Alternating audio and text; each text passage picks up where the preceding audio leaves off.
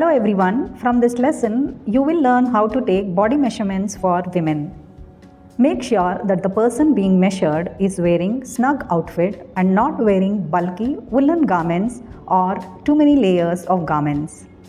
There are basically 4 types of body measurements that are taken to draft garment patterns.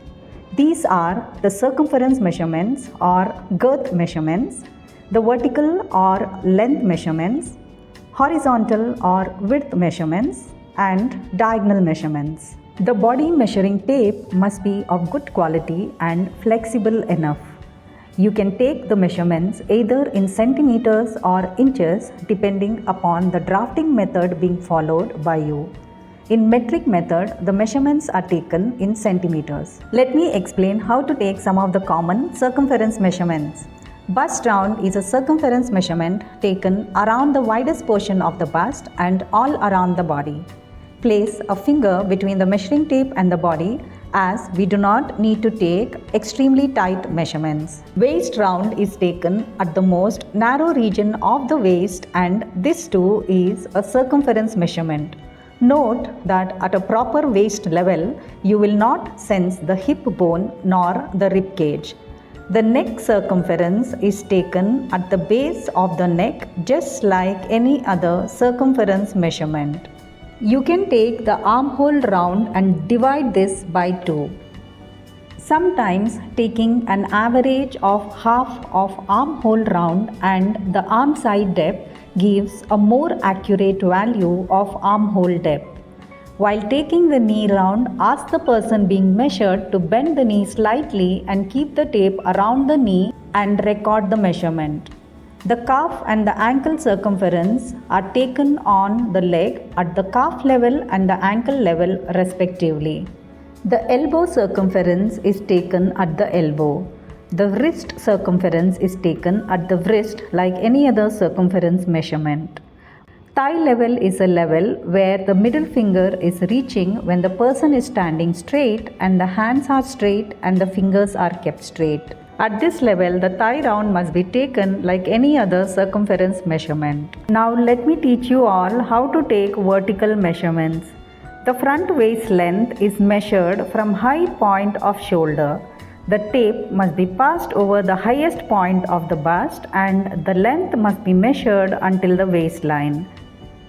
The back length of the bodice or blouse is taken from the nape of the neck until the waistline. The crotch depth is measured in sitting position.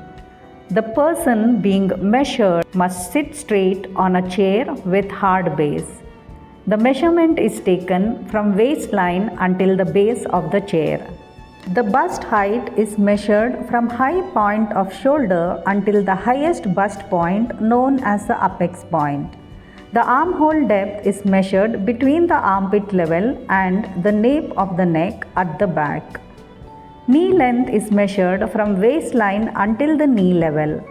For women, the formal pant length can be measured from the waistline until the floor. Gown length is also measured until the floor, but starting from high point of shoulder and with the tape being passed over the apex point. For a maxi dress, the full length is measured from shoulder until the ankle level. Measure the sleeve length starting from lower shoulder point with the tape passing over the bent elbow and until the wrist. While taking the elbow round, ask the person being measured to bend the arm and place the hand on the waist.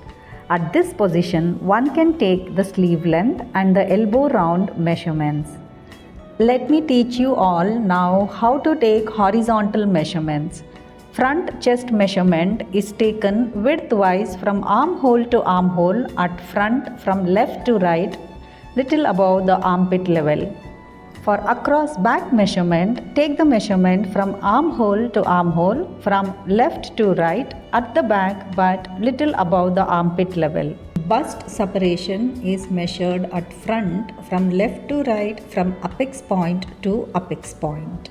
The back shoulder to shoulder measurement is taken from lower shoulder point until the opposite end and widthwise with the tape being passed over the nape of the neck.